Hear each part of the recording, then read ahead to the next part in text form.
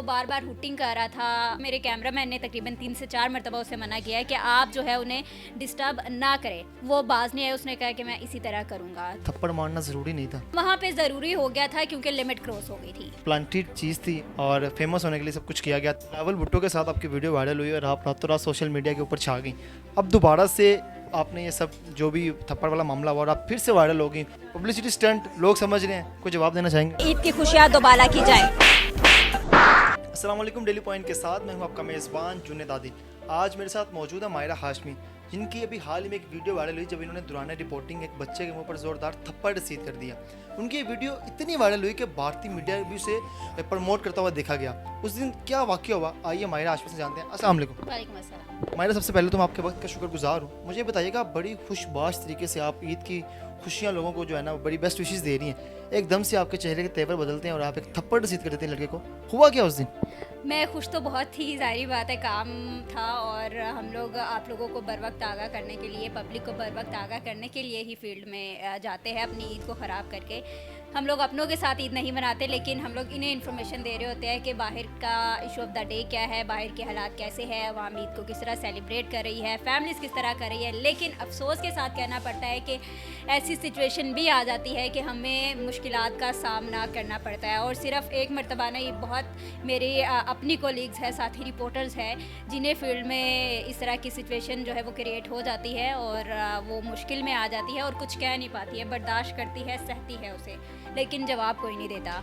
तो बर्दाश्त का भी एक लिमिट होती है बर्दाश्त की। तो अगर वो उस दायरा कार से बाहर निकल आए तो आपको उसका जवाब देना पड़ता है। ऐसी सूरत हाल आ जाती है और मैंने बहुत बर्दाश्त किया। पहली बात तो ये कि मुझे बच्चों से बहुत प्यार है, बल्कि बच्चे मेरे साथ बहुत ज़्यादा अटैच है। लेकिन वो बच्चा नहीं था, वो 16-17 साल का एक लड़का था। तो वो बार बार हुटिंग कर रहा था, बार बार खांस रहा था, स्ट्रिंग आगे कर रहा था, कभी बाजू आगे कर रहा था, मतलब वो मूवमेंट उसकी जारी रही है, ठीक है।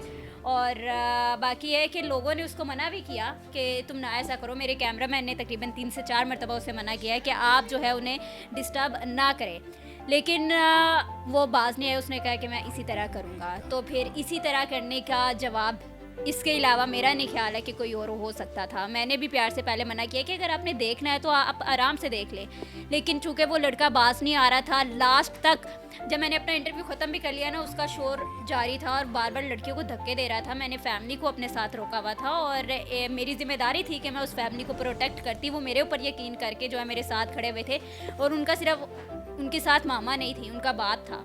वो बाबा अपने तीनों बच्चियों को बार बार पीछे मुड़ के देख रहा था और बच्चियों को धक्के बज रहे थे। मैं बच्चों से सवाल कर रही हूँ, बच्चियाँ सवाल का जवाब नहीं दे पा रही है।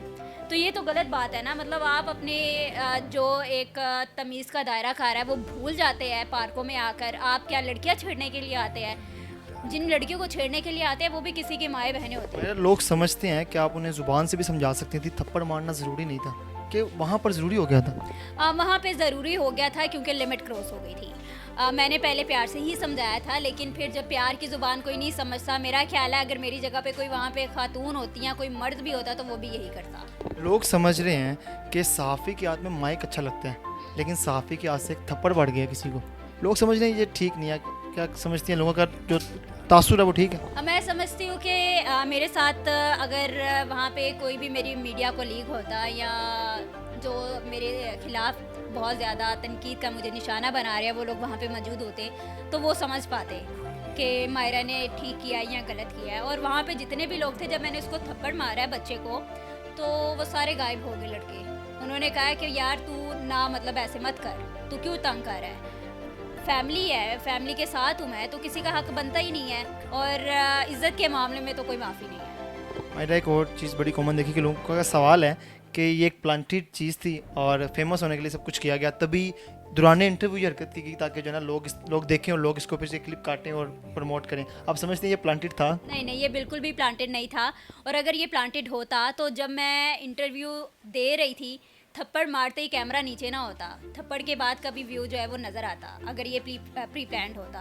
तो ये बिल्कुल भी डिसाइड नहीं हुआ था और मुझे खुद को भी नहीं पता था कि मैं ऐसा कर दूंगी, लेकिन बर्दाश्त इतनी बाहर हो चुकी थी कि पहले इज़्ज़त है उसके बाद सब कुछ है। इज़्ज़त बनाने में बहुत टाइम लगता है और गंवाने में सेकंड्स लगते हैं। मीनार पाकिस्तान वाला वाक़या आपको याद आया, अगर आप किसी को मौका दे देंगे पाकिस्तानी अवाम ऐसी है कि उसका फ़ायदा उठाएगी। बिलावल भुट्टो के साथ आपकी वीडियो वायरल हुई और आप रातों रात सोशल मीडिया के ऊपर छा गई। अब दोबारा से आपने ये सब जो भी थप्पड़ वाला मामला हुआ और आप फिर से वायरल हो गई, पूरी दुनिया की मीडिया में वायरल हो गई। पब्लिसिटी स्टंट लोग समझ रहे हैं, कोई जवाब देना चाहेंगे? ये पब्लिसिटी दोबारा से वायरल होने का आपने कहा कि फिर से खबरों की जीनत बन जाए। नहीं नहीं, मैं जानकर बिल्कुल भी नहीं हुई, बस इज़्ज़त और ज़िल्लत अल्लाह के हाथ में है।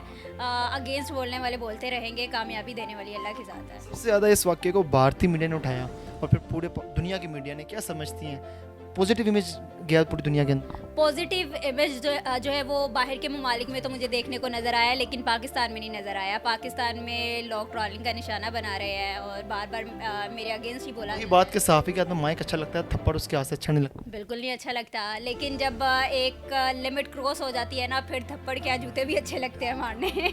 तो बाकी ये बात है कि हाँ, अगर ऐसा जहाँ पे भी होगा, आप अगर लिमिट क्रॉस करेंगे तो ये थप्पड़ दोबारा भी पड़ सकता है। बहुत सी नौजवान लड़कियां जो इस फील्ड में आना चाहती हैं सहाफ़त में, और इस तरह की जो बाहर जब वो प्रोग्राम्स करती हैं, इस तरह की चीज़ों को फेस करना पड़ता है, उन्हें क्या पैगाम देना चाहेंगी, और आम लड़कियों को भी?